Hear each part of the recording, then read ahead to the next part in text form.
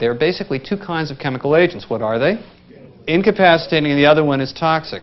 What's an incapacitating agent? An incapacitating agent is something that doesn't kill you. Let me give you my take on incapacitating agents, and I apologize to those who have heard it before. The mental image is of the British troops charging the German trenches in World War I. There have been a few wars since World War I, but we haven't had a real big chemical war since World War I. And as you've noticed, this whole post, except for its interest in nerve agents to a large extent, is still refighting World War I. So I'm always talking about World War I. So the British are charging the German trenches led by the regimental bagpiper. Why are they led by the regimental bagpiper? Canary. Well, that's actually a reasonable sign. However, the bagpiper is inhaling the air that he's carrying in his bagpipes, and so, you know, it works as a rather poor gas mask. Is he there for aesthetic effect? No. Is he there for moral support? Unless you're Scottish, probably not. Most British troops are not Scottish. They're English, or at that time Irish. The reason he is leading the charge is that they are fighting the Germans. The Germans are the most musical nation on earth, a nation that produced Brahms, Beethoven, Bach, etc. And the British know that once the Germans, the great music lovers that they are, will hear the bagpipes, they will have to cover their ears, and in order to do so, they will have to drop their weapons. And therefore, they will be incapacitated, and the British can carry the position. So that's the picture of an incapacitating agent. And there are two kinds we're going to talk to you about. One is the riot control agents, and the other is BZ, which Colonel Madsen will talk to you about. And the whole point about an incapacitating agent is it doesn't cause any long-lasting effects. It simply allows you to take somebody down. And so, of course, these were invented originally by law enforcement. And the riot control agents are a class that were originally invented by the Parisian police in the very early days of this century to deal with all of the demonstrations. The Socialist Party under Jean Jaurès had massive street demonstrations, and they were invented by the Parisian police. And so for historical reasons, we classify them as the first chemical agents used in World War I, because the Parisian police were conscripted into the war effort very early. You have the pictures of the Parisian taxis carrying people off to the front lines.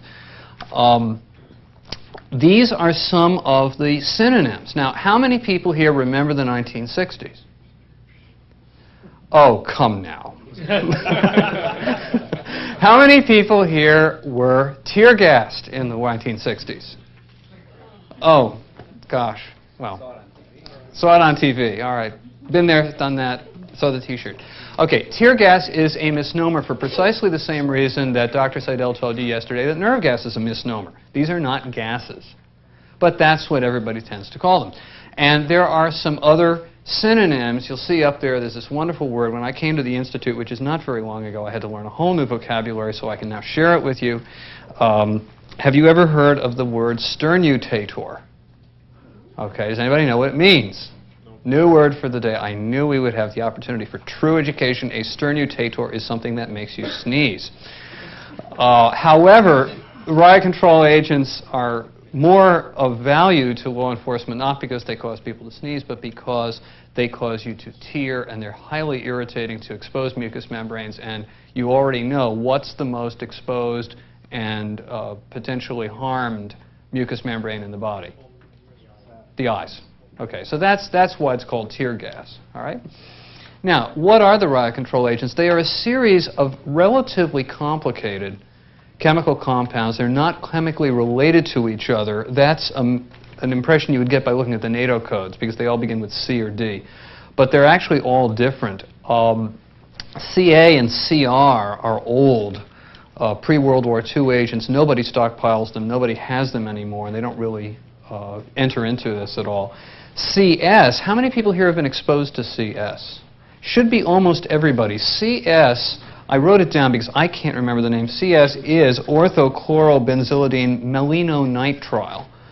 And nobody expects you to remember that, because I didn't even put it on the slides because it's not terribly important. Although it is nice to remember that CS, because its name ends with nitrile, it has a CN moiety in it. It has a cyanide moiety in it. And CS is, as you all have experienced, as I have experienced, the agent that the military uses in gas chambers for training purposes, not just in this country but in a lot of others. CN, which, as Colonel Madsen already mentioned, and I want to get this right, is 1-chloroacetophenone, therefore a chlorinated compound, is also called mace. Anybody ever used it? Mace used to be, it used to be marketed to the civilian community. You could go out and buy it. It's basically being phased out. And those are the two that have been used for a long, long time by law enforcement in this country. The other completely unrelated compound that fits into this category, we won't say too much about it, is something called Adamsite, which has the NATO code DM. Adamsite, Colonel Hurst likes to say that there are ways in which you can become immortal. George Bernard Shaw, anybody know his play, The Devil's Disciple? There's a wonderful line in there which is attributed to the character who I think really is George Bernard Shaw himself, but it's actually General Burgoyne, saying, "Martyrdom is the only way by which you can become famous without regard to ability." Well, Adamsite is an example of how you can become famous by having a horrible agent named after you. It is the vomiting agent.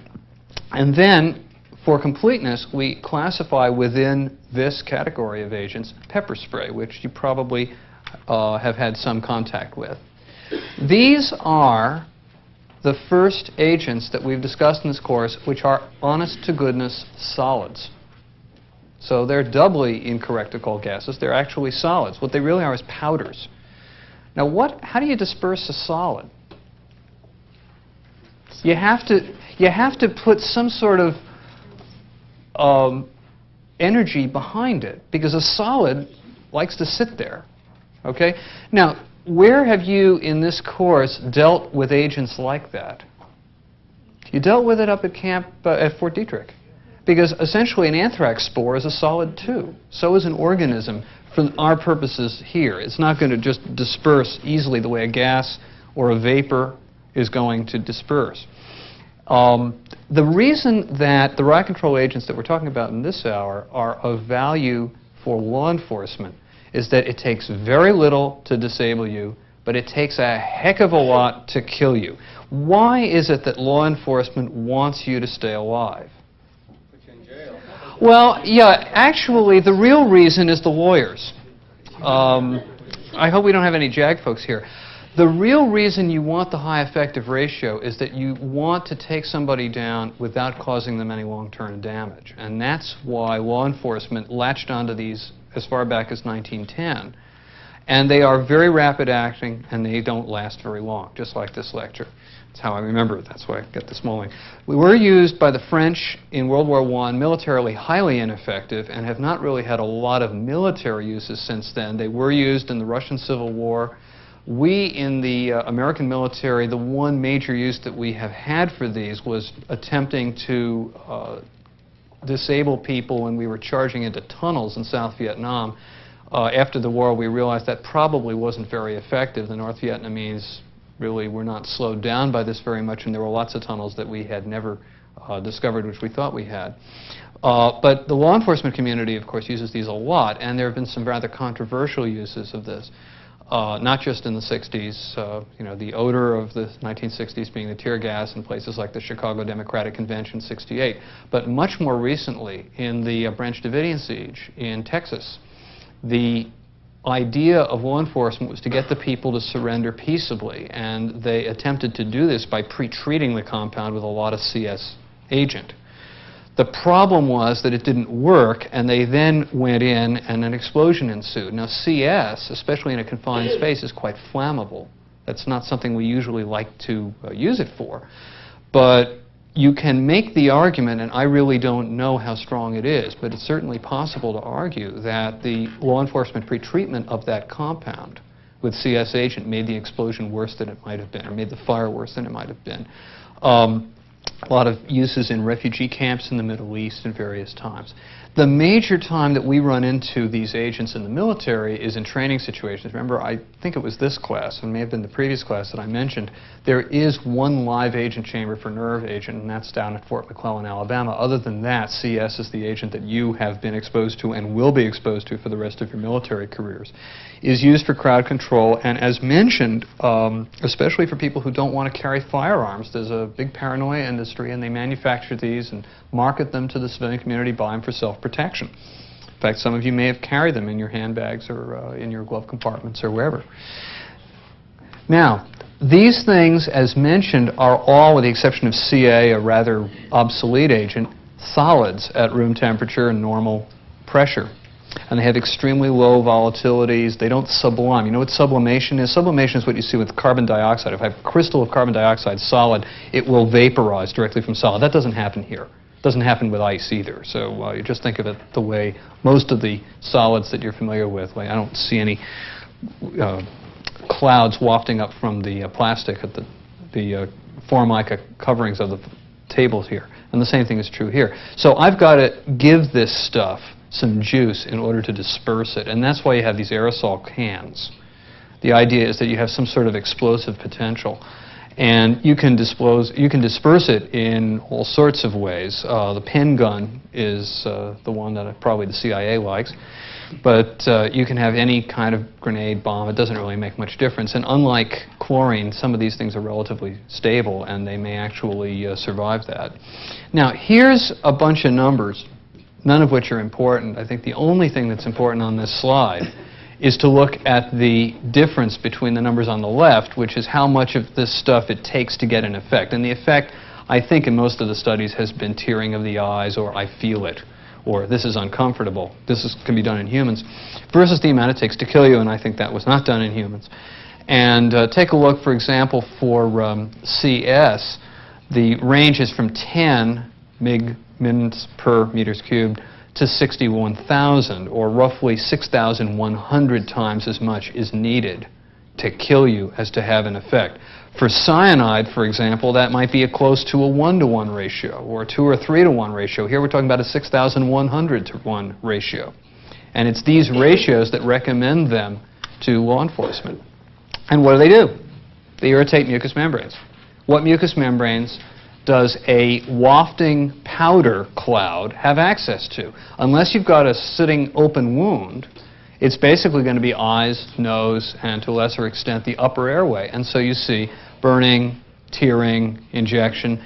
And what actually causes the law enforcement value of this is that people have so much irritation that they shut their eyes real tight. And they have blepharospasm. And so they really can't mount effective resistance, and you take them down. And then the same thing basically happens in the nose and the mouth. You have burning, sneezing, so forth. How many people have actually experienced these symptoms yourselves from these agents? Didn't quite get the mask on fast. Okay, and I hope you all agree that that's really what you experienced. In the airways, you can get burning, tightness of the chest. These are what? Central or peripheral effects? They're central, or even higher than that. I mean, this is like an extraordinarily mild version of some of the things that Colonel Baxter discussed with you in the pulmonary lecture. And then, especially if you're sensitive, and we never know who is, if you have enough of the stuff on, you can get a little bit of skin irritation, but that's relatively less common. Now, DM, or Adamsite, is sort of like the other riot control agents, but with the trimmings.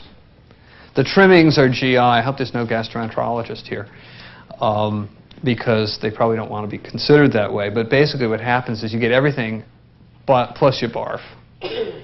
So it's tear gas plus barf. Takes a little bit longer to have that effect on you, and lasts a bit longer, doesn't affect the skin. Why in the world would anybody develop such an agent? And that's why we talk about it in this course. Do you have any idea what's the value of that? Exactly. You can't keep your mask on. And that was the idea. The idea was that you challenge somebody with a combination of DM plus one of the other agents. Turned out not to be very workable. And I don't believe any of the militaries around the world now is still involved in using DM. But this is why it was developed. Now, there are some potential complications. They're all relatively rare. In fact, they're extremely rare. You can get a delayed dermatitis, very rare. You can get a real problem with foreign bodies in the eye, but pretty much you have to have the stuff sprayed really at close range. And you can have exacerbation of chronic disease in the airways. Now, as Colonel Baxter mentioned, roughly 1/6 of the population has reactive airway disease. Not only that, but if I'm using this on a crowd of people, say in Times Square, New York City, a certain percentage of that group of people is going to be, say, over the age of 65. certain percentage of that group of people is going to have chronic obstructive pulmonary disease. They may be smokers. They may have had a bunch of pneumonia. And this is, again, one of the reasons why law enforcement agencies are a little chary about using this stuff, because they don't want to be sued for making people worse. And, you know, some lawyer will pull out the medical literature and find that these riot control agents can, in fact, make these pre-existing symptoms worse. So you don't want to use these things indiscriminately. This is a picture of a very severe exposure to, I think, CN. By the way, remember, what is CN not but sound like? Cyanide. NATO code CN is acetophenone and not CN-ion. What does this look like? If I had never told you anything about riot control agents, yeah, exactly. It looks exactly like a mustard casualty. I can't tell the difference. But the amount of riot control agent it takes to give you this is many orders of magnitude higher than the amount of mustard it takes to give you this, as I hope you recognize from Colonel Hurst's talk. And we can go all the way through this. I think that we'll skip asbestos for this, because basically riot control agents are not something you're going to have difficulty making a differential on. How do we protect ourselves? Same as with anybody else. Of course, the problem with riot control agents is that being predominantly used in non-military populations, people don't usually walk around anywhere except maybe Israel with gas masks doing about their day-to-day tasks. And you can decontaminate, which is really what you need to do, or treat the lesion. Actually, what do you do for most people? No. Has anybody here who works in an emergency room treated a patient who walked in saying, I was tear gassed by the police? Several of you. What did you do for them? Wash their face. You washed their face and sent them on their way. And especially if it's a light exposure, you may not even have to wash their face, although we recommend that you do it, because it's a solid. You can just brush it off, and it's going to go away, and it'll sit down on the ground, and it's not going to vaporize and cause problems later. Fresh air, soap, and water. Maybe dilute bicarbonate, maybe. We do not recommend bleach, and the reason is that bleach does actually react with CN and CS and can damage the skin. So easy, soap and water, which is usually all you ever need. Occasionally the dermatologists tell us you have to worry about the equivalent of a first-degree burn. I don't know how often, but certainly less than 1% of the time. Topical antibiotics only if my dermatologist tells me to use it. And the real problem is going to be in the eyes. And you're talking about mucous membrane exposure. Bronchodilators, oxygen-assisted ventilation. This is basically for any exacerbation of reactive airway disease. Anything that causes reactive airway disease. It's kind of like the weather department warnings. People with pulmonary disease should not go out today because there's a lot of particulates in the air. And for the eyes, get rid of particles, foreign body sensation, foreign bodies, topical antibiotics. This is just good emergency room nursing physician's care. Nothing terribly upsetting. What happens if you end up eating this stuff, if you're an animal or if you're a child? Not a totally crazy question. You're going to get a bad gastritis, surprise, surprise. Plus all the other things in the GI tract, by the way, if it happened to be Adamsite, but you're not going to see that. There is no Adamsite out there in the civilian community. But you're probably not going to have any real chance of dying, luckily. Again, this stuff is relatively safe. CS, as I mentioned, is a molinonitrile. Small theoretical possibility you could liberate cyanide from it. We know that you have an increase in thiocyanate, which you have just learned is the metabolic product of rhodonase, our own wonderful enzyme that detoxifies cyanide. So we know that if you're exposed to CS, you are going to have a slight increase in your cyanide concentration. Remember, you do have a normal cyanide concentration. If you're a smoker, you have more than most people. After aerosol, however, it's just not been seen, and that's very reassuring. This is, remember, oral and IV, I can get cyanide, and that's probably done in people in a small exposure. But in a confined space, there have been a small number of patients, maybe 2 or 3 in the United States, who have died from exposure to CN. And this is the real reason why these agents are being phased out, especially for people just buying at Kmart.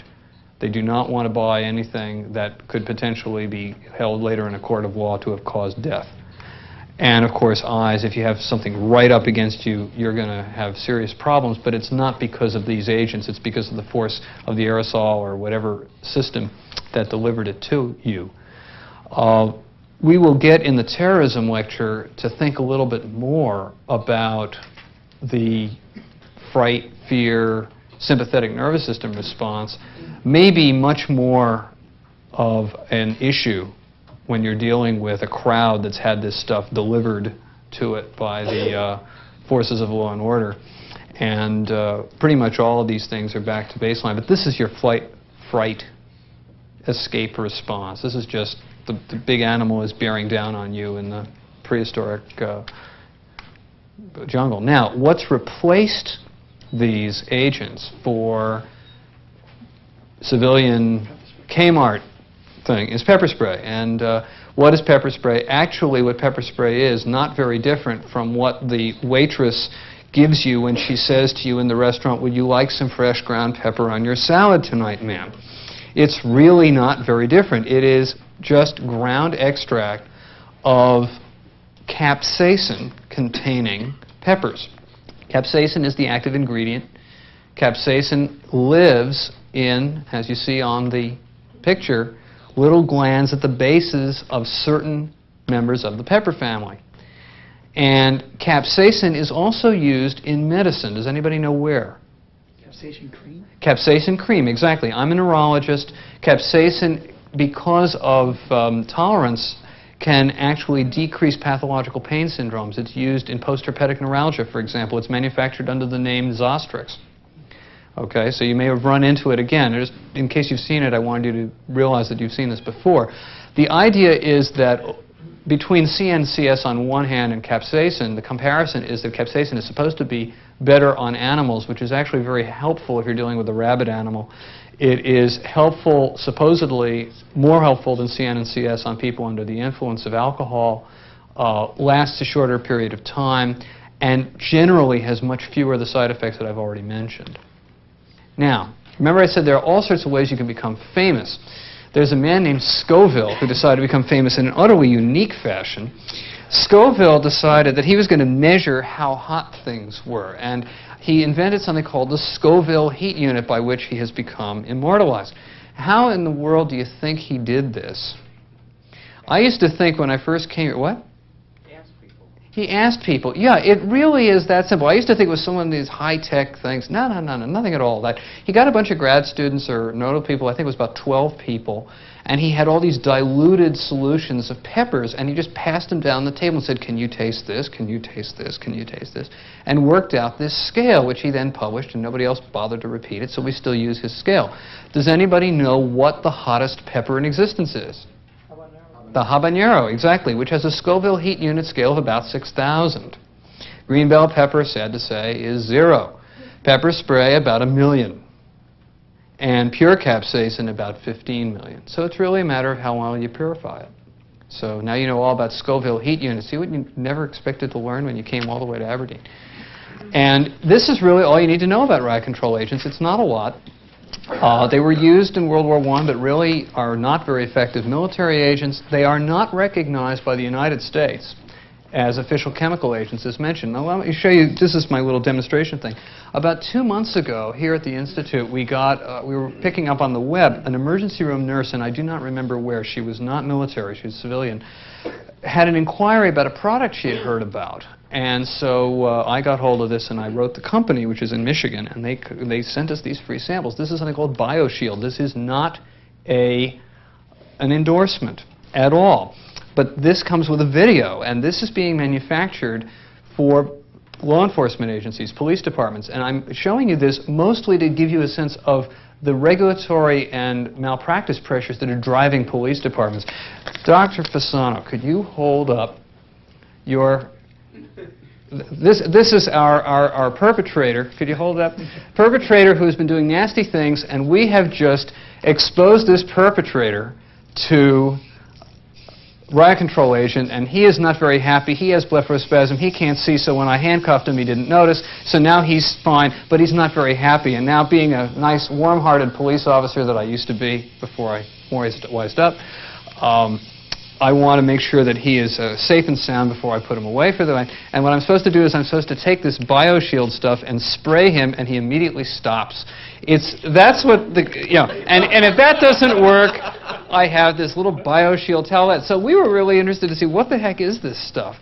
And so we got the fine print, and the fine print says active ingredient, non-toxic herbal extracts. So basically what they're taking is plant oils, and it very well may be nothing more or less than snake oil. We haven't analyzed it. We really don't care.